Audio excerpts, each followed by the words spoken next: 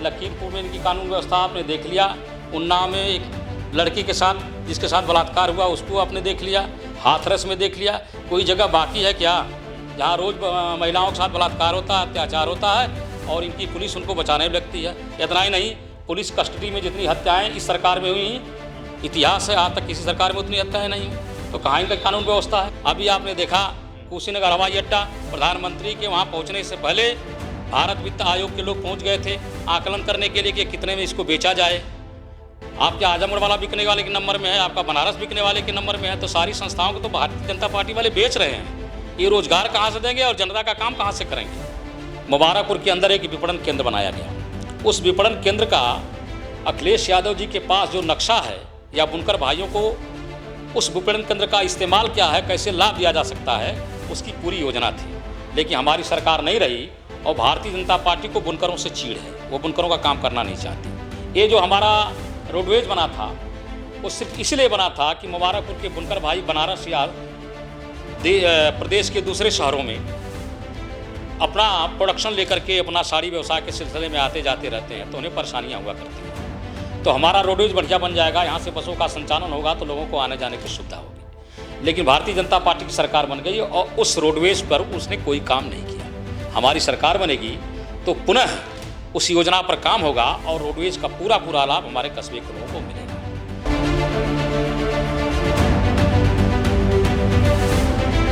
नमस्कार, आदाब, आपका स्वागत है। अग्नि परीक्षा हमारा खास कार्यक्रम चल रहा है जो उत्तर प्रदेश के विधान चुनाव से संबंधित है और हम कई जिलों में जा रहे हैं, वहाँ के लोगों से बातचीत कर रहे हैं, आम जनता से बातचीत कर रहे हैं और जनप्रतिनिधियों से भी बात कर रहे हैं, नेताओं से बात कर रहे हैं और समझने की कोशिश कर रहे हैं कि उत्तर प्रदेश का जो सियासी समीकरण है उसके क्या मायने हैं, किस करवट इस बार ऊँट बैठेगा। इन्हीं सब बातों को लेकर के आज हमारे साथ मौजूद हैं आजमगढ़ जिले के मुबारकपुर विधानसभा के पूर्व प्रत्याशी, चुनाव लड़ चुके हैं 2 बार अब तक, अखिलेश यादव जी मौजूद हैं जो पिछले 20 सालों से सक्रिय रूप से राजनीति में सक्रिय हैं और जनता के मुद्दों की लड़ाई लड़ते हैं। ये बात मैं आखिरी लाइन जो मैंने बोली कि जनता के मुद्दों की लड़ाई लड़ते हैं, इसका साक्षी मैं खुद हूँ, इसलिए मैंने ये बातें बोली। खैर, आपसे बातचीत करेंगे और जानने की कोशिश करेंगे कि इस बार उत्तर प्रदेश का जो चुनावी समीकरण है उसे समझने की कोशिश करेंगे। सबसे पहले स्वागत है आपका। बहुत बहुत धन्यवाद। क्या लगता है, बाबा दावा कर रहे हैं कि इस बार किए गए कामों की वजह से फिर से वापस सत्ता में आएंगे? बाबा का कहना सही है, किए हुए कामों पर ही राजनीति होती है। तो बाबा ने पूरे उत्तर प्रदेश के अंदर कोई काम तो किया नहीं। बाबा लगातार 5 सालों तक समाजवादी पार्टी सरकार के किए गए कार्यों का फीता काटते रहे। कानून व्यवस्था के नाम पर गरीबों को पकड़ करके ठोकते रहे। न कानून व्यवस्था ठीक हुई, न विकास का कोई काम हुआ। लोगों को रोजगार मिला नहीं, चारों तरफ हाहाकार मचा हुआ है। आर्थिक स्थिति जनता कितनी कमज़ोर हो चुकी है उत्तर प्रदेश की कि उत्तर प्रदेश की जनता इंतजार कर रही है कि कब बाबा जी चुनाव के मैदान में आए और कब बाबा जी को पटक के ठीक करें। आपको ऐसा लगता है? हमको लगता नहीं है। आपको ये जानना चाहिए कि आजमगढ़ जनपद में जो लोग भी राजनीतिक हैं, कुछ लोग जो सबसे ज़्यादा जनता के बीच में रहते हैं उसमें से मैं एक हूँ। और ये बातें जो मैं कह रहा हूँ वह मैं अपने अध्ययन और अनुभव के बल पर ही नहीं कर रहा हूँ, बल्कि जनता के बीच में जाता हूँ और जनता के लोग जो मुझसे कहते हैं मैं उसको आपको बता रहा हूँ। जनता बेसब्री से चुनाव का इंतजार कर रही है कि 2022 के अंदर उत्तर प्रदेश के अंदर भारतीय जनता पार्टी की सरकार को खत्म करके समाजवादी पार्टी की सरकार बनाई जाए। ये जनता लेकिन लोग कह रहे हैं कि अखिलेश यादव का ढुलमुल रवैया है, वो सक्रिय रूप से जो मुलायम सिंह यादव में तेवर देखा जाता था वो अखिलेश यादव में नहीं है, इसीलिए सरकार बनाना मुश्किल।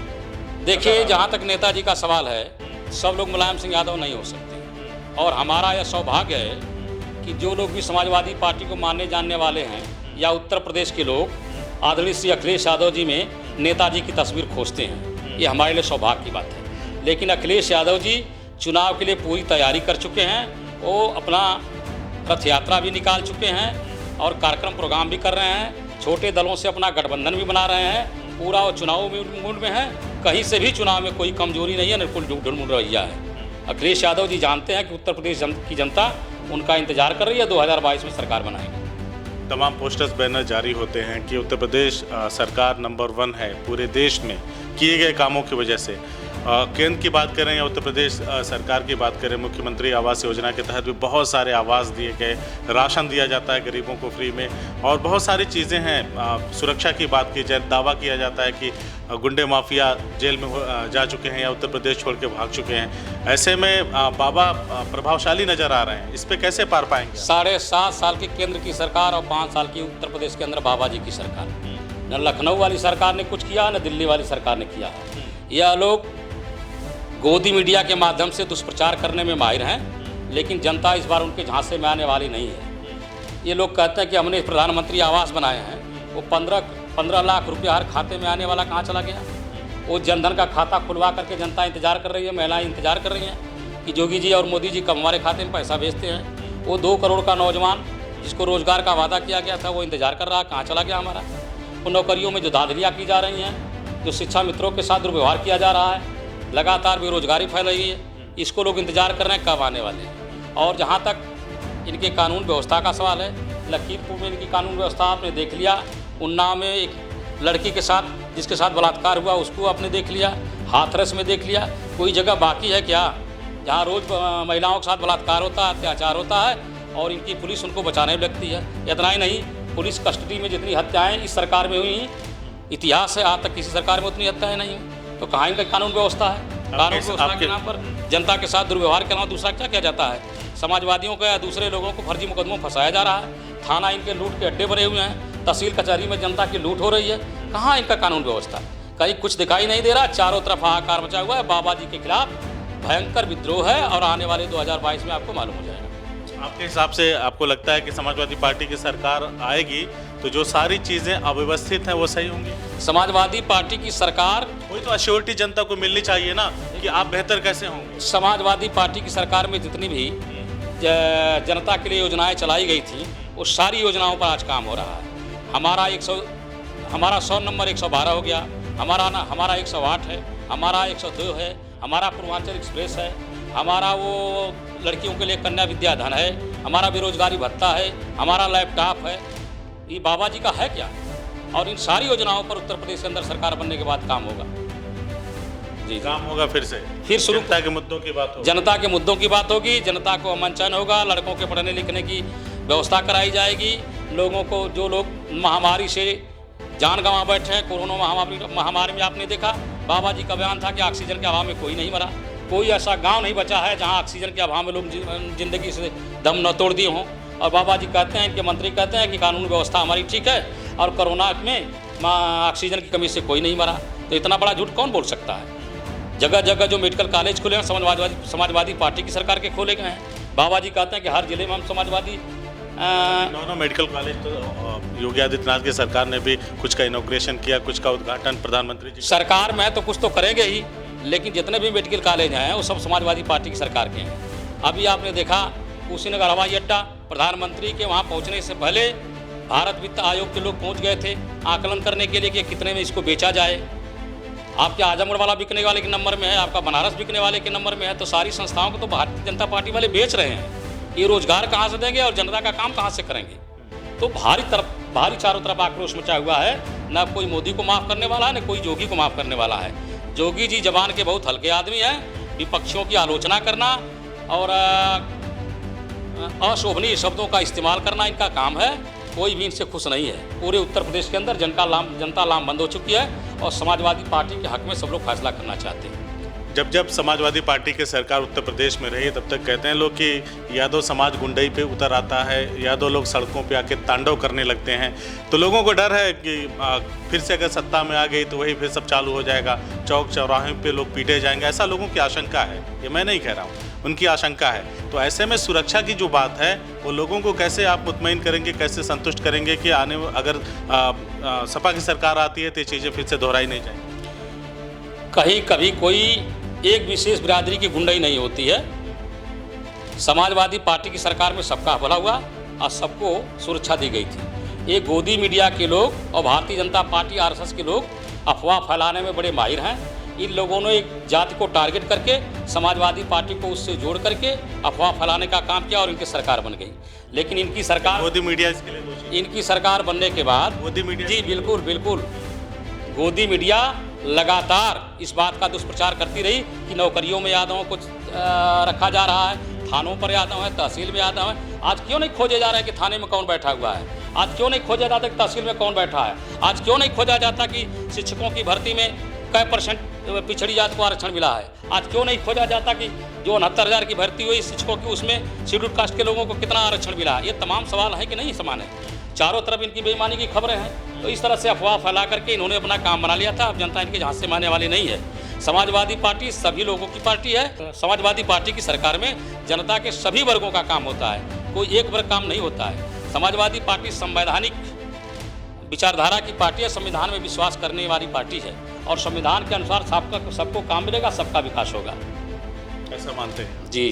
करिए, बताइए, अब लौट आते हैं आपके विधानसभा चुनाव के बारे में। उसकी भी चर्चा करना जरूरी है क्योंकि आप क्षेत्र में काफ़ी सक्रिय रूप से लगे हुए हैं। तो मुझे ये बताइए कि 2 बार आप विधानसभा चुनाव लड़े और पिछला जो 17 का चुनाव था काफ़ी कम अंतर से, लगभग 600 वोटों के अंतराल से आपने वो चुनाव गंवा दिया।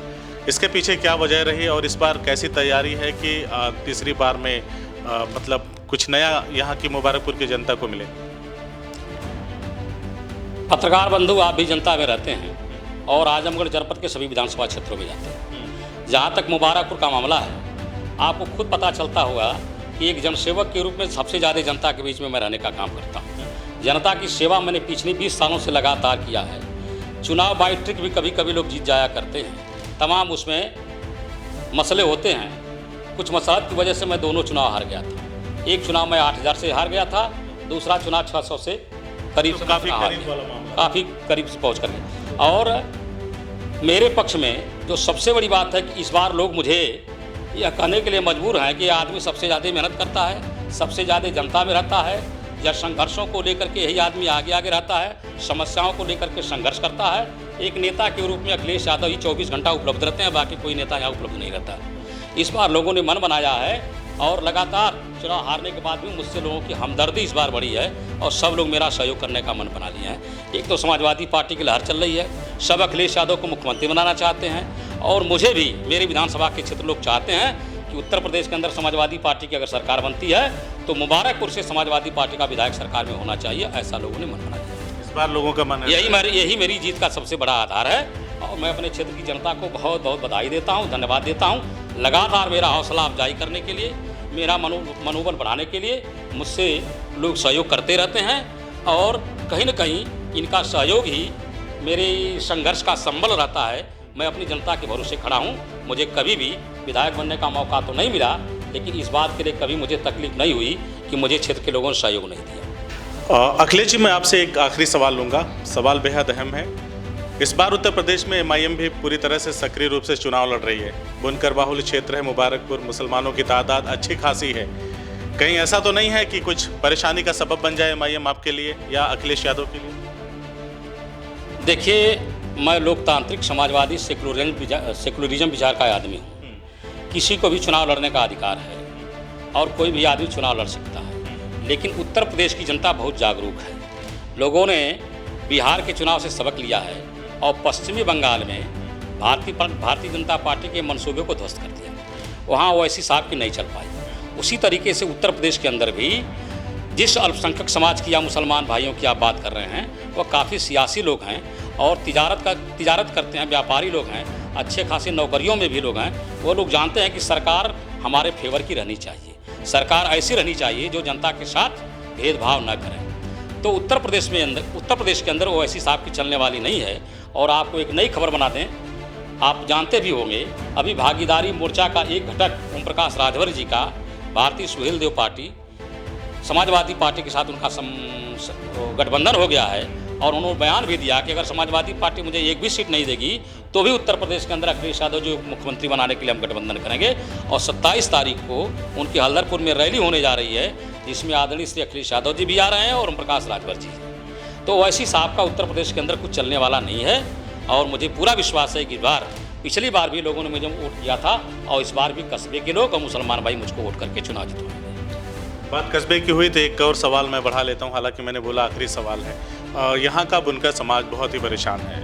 मैंने कुछ एक वीडियोस बनाए, उनकी बातों को सुना। जो मजदूर वर्ग है खास तौर पे वो बहुत परेशान है। विपणन केंद्र सपा सरकार में बना, वो किसी काम में नहीं आ रहा है और तमाम चीज़ें, रोडवेज वगैरह। तो क्या ये माने कि अगर सपा की सरकार आती है तो फिर से मुबारकपुर के लोगों के लिए कुछ ऐसा विशेष किया जाएगा जिससे इनका जीवन जो है सही ढर्रे पे आ सके? मुबारकपुर के बुनकर भाइयों का ध्यान हमेशा आदरणीय श्री अखिलेश यादव जी के दिमाग में रहता है और चुनाव में हमारे मुबारकपुर के भाई भी जम करके आदरणीय अखिलेश यादव जी का सहयोग करते हैं। हमारी सरकार में मुबारकपुर के बुनकर भाइयों को आगे बढ़ाने के लिए कई काम किया गया। सबसे पहले बुनकर भाइयों का जो कारोबार है हैंडलूम और पावरलूम, उसके लिए बिजली व्यवस्था अति आवश्यक है। यहाँ बिजली व्यवस्था को दुरुस्त करने के लिए 132 kVA का बिजली घर बनाया गया और आज उसका लाभ मुबारकपुर के लोग पा रहे हैं। आप अगर जाएंगे तो चर्चा भी करेंगे कि 132 की वजह से लो वोल्टेज और तमाम जो परेशानियाँ थी बिजली की वो दूर हो गई हैं और लोगों को उसका लाभ मिल रहा है। दूसरा, मुबारकपुर के अंदर एक विपणन केंद्र बनाया गया। उस विपणन केंद्र का अखिलेश यादव जी के पास जो नक्शा है या बुनकर भाइयों को उस विपणन केंद्र का इस्तेमाल क्या है, कैसे लाभ दिया जा सकता है, उसकी पूरी योजना थी। लेकिन हमारी सरकार नहीं रही और भारतीय जनता पार्टी को बुनकरों से चीड़ है, वो बुनकरों का काम करना नहीं चाहती। तो हमारी इतनी शानदार बिल्डिंग बन करके पड़ी हुई है, सरकार ने उस पर कोई काम नहीं किया, न तो ये हैंडलूम कारपोरेशन ने कोई काम किया। लेकिन रह गया कि जब हमारी सरकार बनेगी तो आदरणीय श्री अखिलेश यादव जी जानते हैं उसको और बार बार पूछते भी रहते हैं, उस विपणन केंद्र का क्या इस्तेमाल हो सकता है बुनकरों के हित में। बुनकर भाइयों से बैठक करके उस पर निर्णय लिया जाएगा और बुनकर लोगों के हित में काम होगा। ये जो हमारा रोडवेज बना था वो सिर्फ इसलिए बना था कि मुबारकपुर के बुनकर भाई बनारस या प्रदेश के दूसरे शहरों में अपना प्रोडक्शन लेकर के अपना साड़ी व्यवसाय के सिलसिले में आते जाते रहते हैं तो उन्हें परेशानियाँ हुआ करती हैं। तो हमारा रोडवेज बढ़िया बन जाएगा, यहाँ से बसों का संचालन होगा तो लोगों को आने जाने की सुविधा होगी। लेकिन भारतीय जनता पार्टी की सरकार बन गई और उस रोडवेज पर उसने कोई काम नहीं किया। हमारी सरकार बनेगी तो पुनः उस योजना पर काम होगा और रोडवेज का पूरा लाभ हमारे कस्बे के लोगों को मिलेगा। तो इस तरीके से बुनकर भाइयों के हक में समाजवादी पार्टी ने बहुत सारा काम करना चाहा है, जो न सरकार बनने के बाद नहीं हो पाई है। और अगली बार हमें उम्मीद है कि सरकार बनेगी, बुनकर भाइयों के सहयोग से बनेगी और बुनकर भाइयों के हक में समाजवादी पार्टी की सरकार तमाम योजनाएं लागू करेगी। तो सुना आपने, हम बात कर रहे थे अखिलेश यादव से, जो ज़मीनी नेता हैं समाजवादी पार्टी के। 2 चुनाव लड़ चुके हैं, तीसरे की तैयारी में हैं और इस बार दावा ठोक रहे हैं कि जनता खुद इस बार कह रही है कि आपके संघर्षों को देख करके वो आपको मौका देगी। बहरहाल हम ऐसे ही जनप्रतिनिधियों से उनकी बात आप तक पहुंचाते रहेंगे और उनसे आपके हक के मुद्दे जो हैं, जो आपका अधिकार है, उस पर भी हम लगातार सवाल पूछते रहेंगे। हमसे बातचीत करने के लिए बहुत बहुत धन्यवाद।